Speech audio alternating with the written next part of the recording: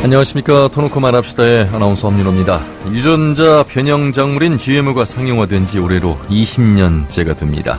현재 우리나라는 GMO 작물 최대 수입국으로 이름을 올리고 있죠. 하지만 이제는 이 수입에서 그치지 않고요. 농촌진흥청을 통해서 GMO를 개발한다는 정부의 방침이 알려지면서 그 논란은 일파만파 커지고 있습니다. 실제 우리 지역 전북 혁신도시 인근에 GM벼가 시험 재배를 마친 것으로 알려졌죠. 자, 이로써 이제 생태계 교란과 검증되지 않은 안전성 등을 우려하는 목소리가 커지고 있습니다만, 반면에요, 미래 종자 산업과 GMO 잠재력을 이유로 한 개발의 필요성도 끊임없이 대두되고 있는 실정입니다. 그래서 오늘 터놓고 말합시다에서는 먹을거리에 관한 불편하지만 꼭 알아야 할 진실이죠. 이 GMO 개발 무엇이 문제인가라는 주제로 함께하겠습니다. GMO 개발을 둘러싼 각종 논란과 GMO 표시제 등에 대한 내용들 오늘 토론해 보도록 하겠습니다. 표시제를 둘러싼 논란은 우리나라에서는 상당히 불붙은 양상을 보이고 있습니다. 이른바 식품의약안전처의 표시기준 고시 개정 추진 논란인데, 관련 내용 국회 보건복지위원회 정의당의 윤소화 국회의원을 연결해서 내용을 말씀 들어보도록 하겠습니다. 윤 의원님 안녕하십니까? 네, 안녕하세요. 예. 네. 앞에 혹시 이철우 이사장님 말씀을 좀 들으셨는지요? 네, 약간 들었습니다. 예. 그런데 이제 정부를 믿어라, 믿고 해야지, 그리고 미래 식량의 문제 이런 부분에 대해서는 전혀 좀 다른 판단을 하고 계신 것 같아서요. 예. 마치 그대로 있어라라는 또 그런 단어가 생각나고 그러네요. 네네. 자, 이제 어찌 보면은 GMO 표시제를 오히려 위축시켜서 국민의 건강권을 침해하려 한다라는 반대 여론도 거세지고 있는데, 식약처의 개정 추진 행정예고 기간이 이달 20일까지 연장이 됐죠? 네네. 예. 먼저 이 식약처에서 내놓은 이 개정안은 어떤 점이 문제점이라고 보시는 겁니까? 제가 봤을 때는 크게 한 세 가지 문제가 있다고 보는데, 첫째는 원재료로 GMO를 사용했으면 다 표시 대상인데요. 예. 가공을 통해서 유전자 변형 DNA나 단백질이 남아있지 않으면 표시 대상을 제외시켜버렸다는 것이에요. 예.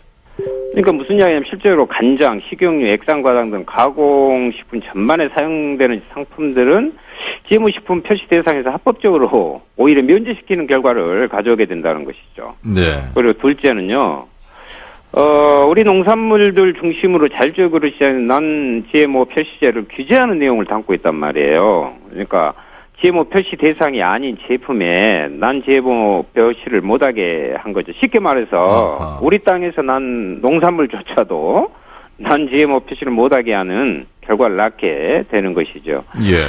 마지막으로 모법인 식품위생법이나 이번 행정고시의 취지의 정반대 결과를 낳고 있다는 것인데, 아니, 국민의 기본권인 먹거리에 대해서 알 권리를 강화하는 취지라고 이렇게 설명은 그렇게 해놓고, 오히려 내용을 들여다보면 알 권리를 교묘하게 제약해서 결과적으로 식료품의 대기업인 GMO 수입 가공업체에 혜택을 주는 결과를 가져오고 있다. 이것이 큰 문제라고 생각합니다. 그러니까 말씀 들어보면 식약처가 왜 이 GMO 표기까지 이 민간 업체에 규제를 하려고 하는 것인지 이해되지 않는 대목이고, 20대 국회 복지 첫 회의에서요, 이 GMO 업무 보고는 누락됐다면서요?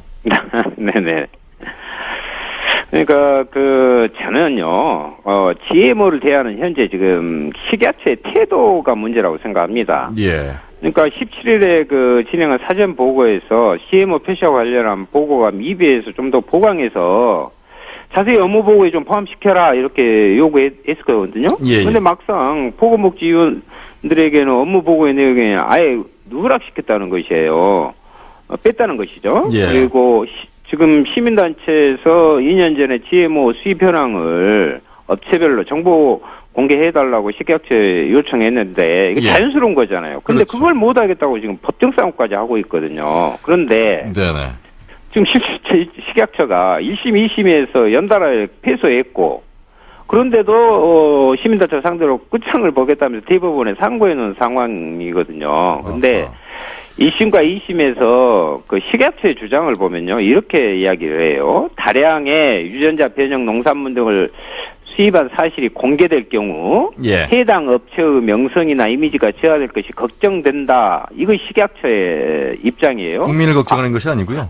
제가 그 말씀 드리려고 하는데, 아니, 국민의 안전을 걱정하는 것이 아니라 기업의 피해를 우선 걱정하고 있다는 것인데 이러한 시각적 태도가 어떻게 국민들에게 상식적으로 이해가 되겠습니까? 네.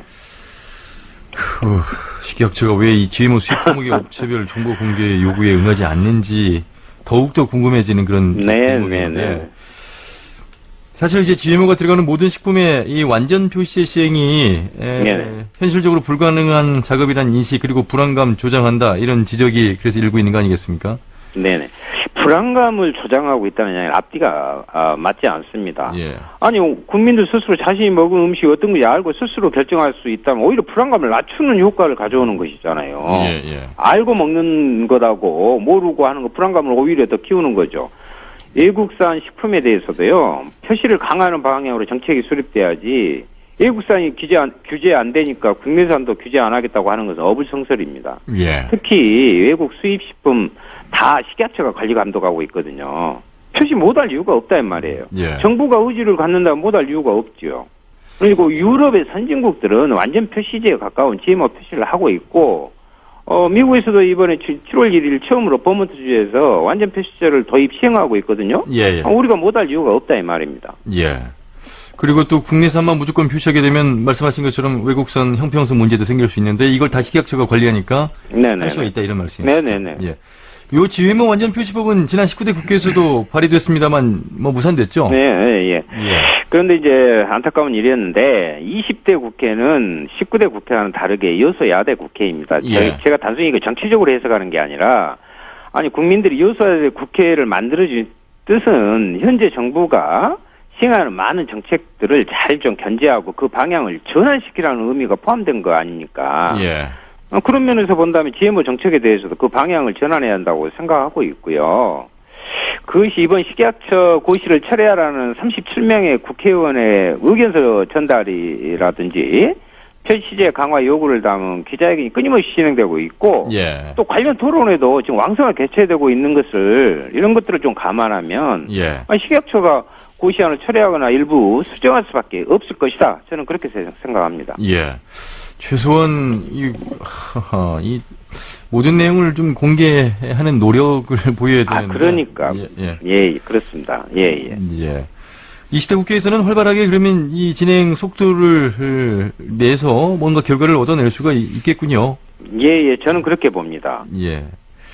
알겠습니다. 의원님 말씀 여기까지 듣겠습니다. 고맙습니다. 네, 감사합니다. 예. 네. 자, 윤소아 정의당 국회의원과 말씀 나눠봤습니다. 김은지